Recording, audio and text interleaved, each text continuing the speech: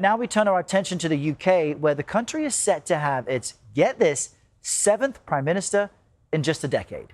Keir Starmer announced yesterday he would step down 2 years after taking office. The move follows mounting pressure from within his own party to resign. Attention is now swung to the man who's a favourite to replace him, newly elected MP Andy Burnham. For more on all of this, we're joined by author and journalist Ian Dunt. Ian, you've been discussing and writing about this. So for those of us in the US, give us a refresher. Who is Andy Burnham, and how did he get this route to Prime Minister? Is it really a foregone conclusion? It is a foregone conclusion. I mean, I would be extremely surprised if he doesn't become Prime Minister.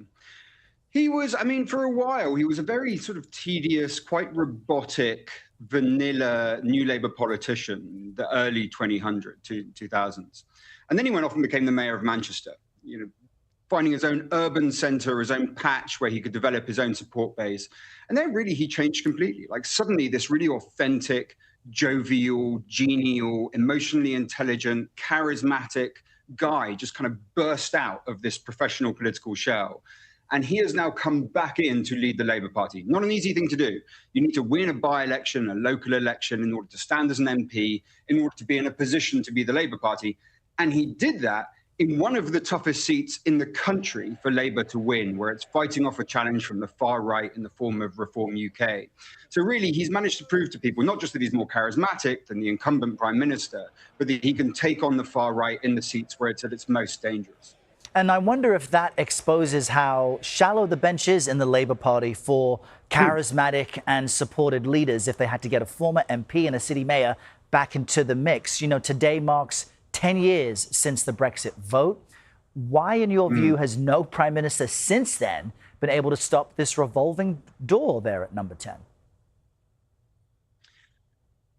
Look, we have a very chaotic political culture in Britain anyway. But we've gone through, it's not just Brexit, it's really the financial crash. We never really recovered from the financial crash. We were doing very, very well before economically, high productivity, high GDP growth. Afterwards, we got absolutely spanked by that event, and we've been stagnating economically since that point. When you have a fairly dysfunctional political culture, when you have a series of very terrible decisions made, for instance, Brexit, and then when you have a very volatile international climate, you think about what's going on in Iran, what's going on in Ukraine, what happened with COVID, it's created this sort of extremely volatile and sometimes really quite irresponsible political culture in the UK, which most leaders are struggling to find their way through. It's possible that Andy Burnham will be that guy. He has unusual degrees of popularity in the country and in the Labour Party at large. He is thoughtful.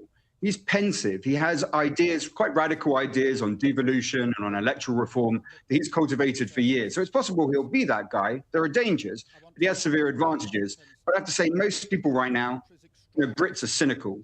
And mostly what they'll say is, we imagine that in a couple of years, we'll be back in the same place we are now. Well, a couple of years if they're lucky. Keir Starmer came in a couple of years ago with great results for Labour across the country, and now he's ducking out because of unpopularity. Among these 7 prime ministers, you had one who was mocked in that her tenure was so short, it lasted shorter than a lettuce could live. How long might Andy Burnham last? Will he be up at number 10 for longer than a lettuce?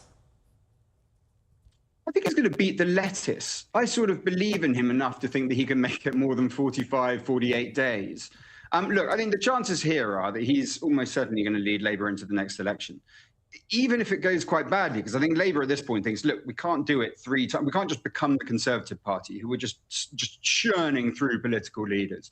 Once we've done this, we're going to have him in place, at least until 2029, which is when the next election is.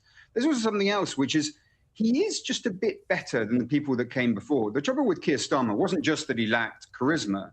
It was also that he lacked any kind of policy detail. He wasn't really prepared to put in the work with the medium and long-term strategy in order to secure the changes that he committed to putting in place for the British public. So now there's someone who's got the charisma, he's got the storytelling, he's got that kind of emotional presence and intelligence. People like him. What remains to be seen is whether he can satisfy that other part of the equation. But even if he's fixed one out of the 2 problems, it suggests that he can go on, well, look, I don't want to get too optimistic, but maybe he'll make it more than 2 years.